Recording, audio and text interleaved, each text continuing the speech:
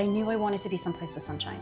This was supposed to be the starting point. I was going to come here and use it as a base for exploration because I was thinking, maybe Montpellier, maybe Nîmes. I was thinking even smaller villages, and found myself here in Marseille, in the Vieux-Port, which is the center of town, and just fell in love.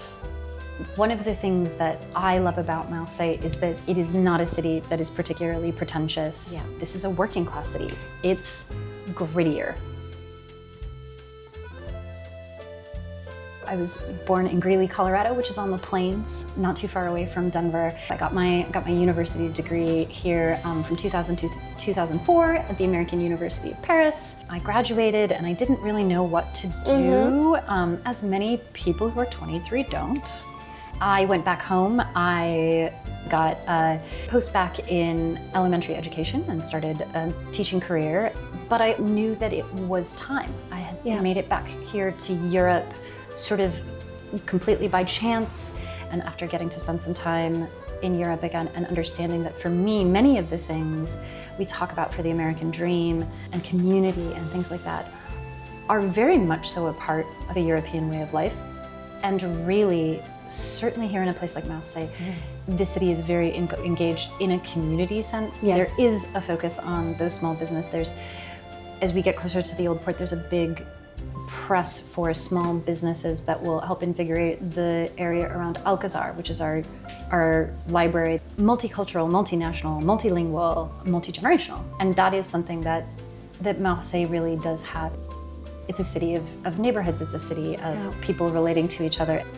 Your welcome is not with white tablecloths. No. Here, the expectation is that you will sit in the sun and have a pastis or a cup of coffee. Yeah. This is a city that doesn't demand quite as much. Paris is a city that belongs to the world in the way that London belongs to the world. New York, LA, Toronto, Tokyo, they belong to the world. This city is very French. It's very Mediterranean. My port in a storm, or just a safe harbor, is always a yarn store. So it doesn't matter where I travel to. But when I relocated, I was looking for places, and this one was one of the very first places that popped up. And then, lo and behold, after a year of coming here and socializing and becoming a regular, Chloe was ready to sell. And I was like, oh, well, I guess I'll buy it. I've been somebody who knits and crochets since I was very young, and to have sort of your own knit cafe and those kinds of things, I mean, just awesome. I'm not the first American who was like, oh, I'd like to buy a business in France or in Europe in general. And so, making that decision was very easy, and then figuring out the logistics of that has been hard. The unknowns can be so great, but then it's sometimes like, well, I know there will be the need for a lawyer, that there will be the need for a notaire, that there will be the need for the tax ramifications as an American. I just went to French Connections. I was like, well, what advice can you give of what would you guys say? And we can take care of it. And for that, for that to be something that is itemized and clear in terms of here is what you are paying for.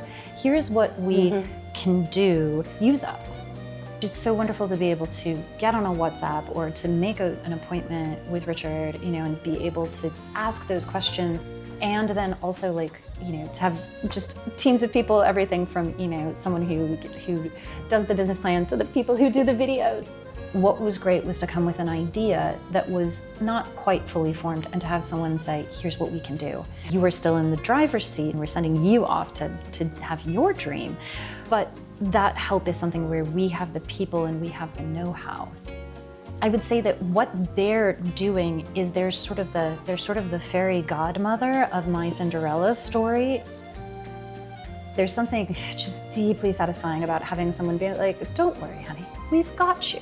You didn't want to do this alone, you're not doing it alone. It's not just helpful and reassuring, it also is the kind of thing where the investment in that, I think, really frees me up to be able to be more productive in here, which is quite frankly what I want to do.